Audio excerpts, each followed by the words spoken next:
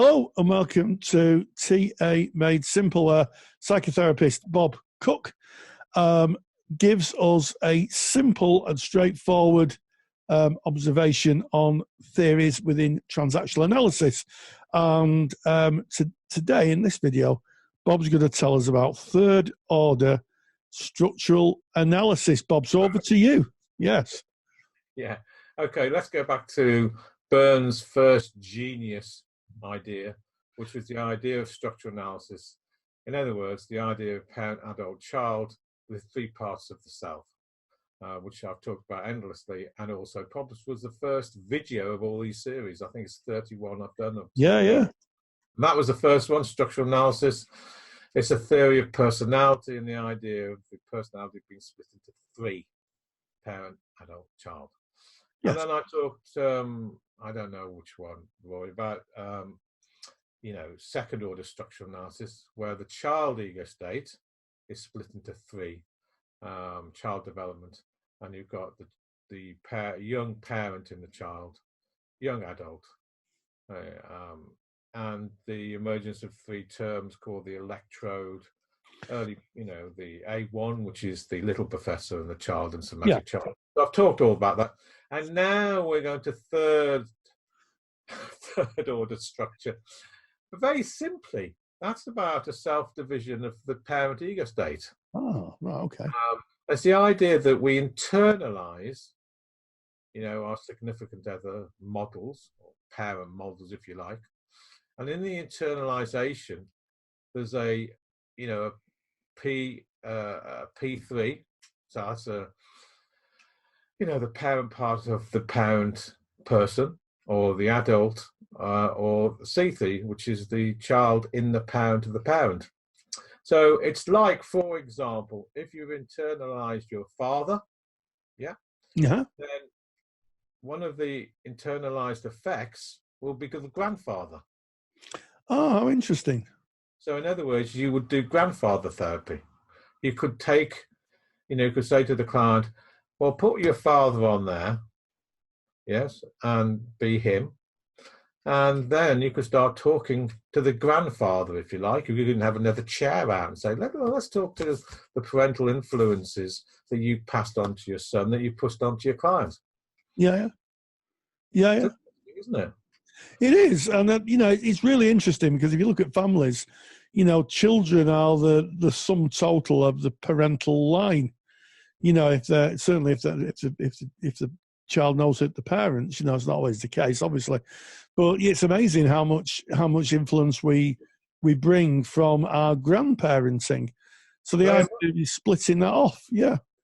So, for example, right, we have a grandfather who thought that all Scotsmen were mean because he had a father himself who always told him how, don't go to Scotland, don't have anything to do with Scottish people because they're mean. And then the grandfather feels quite scared that if he ever meets a Scottish person, something bad will happen. So then down the line, he passes it down to his son, who's the parent of the client, and said, look, now be very, very wary of Scottish people.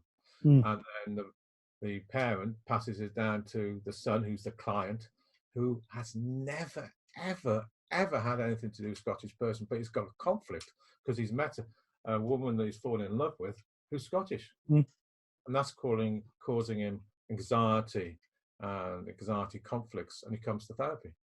So if you could actually go the line, talk to the parent models that he's actually internalized, and then talk to the grandfather up and do the healing there, then it's a bit like a hot potato.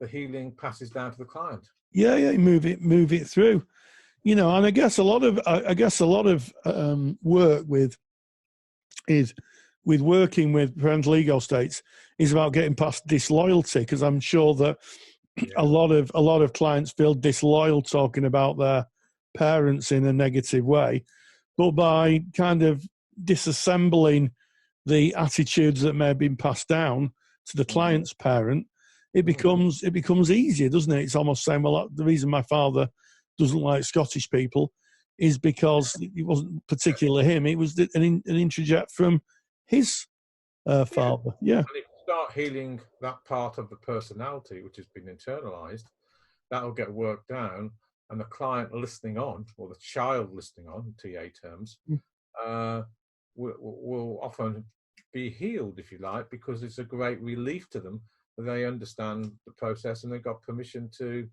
do something different. So the hot potato stops, and you have a new generation which is sees things in a very different light. Yes, and I suppose that comes down to scripts ultimately, doesn't it? Yes, so they can put a new script on the road, new belief systems. But you are right. I mean, challenging the parent is often part of psychotherapy, and loyalty is a really big one. So if you can start talking to the grandfather or grandmother, and so the child listening on in the client understands where it's all come from, they often feel the permission, if you like, to take on a different script. Yes, because it'd be seeing the parent in a different light. It's almost seeing the parent as a child who'd have had these ideas put into them. He talks about the electrode, and I think that's a really good phrase that's been used, because an electrode is like the spark in a spark plug. It flashes, and it's almost like that the child has an operating system and belief system flashed into them, that they take away, and sometimes that belief system is not accurate, or it's skewed in some way. This stays with them, and you'd be surprised how much prejudice has been passed down by the grandfather or the parent to the son or the daughter, and then they feel trapped and have anxiety and conflicts because they're standing up to the parental people in their heads. And so it's a very interesting, and it's a good way to talk.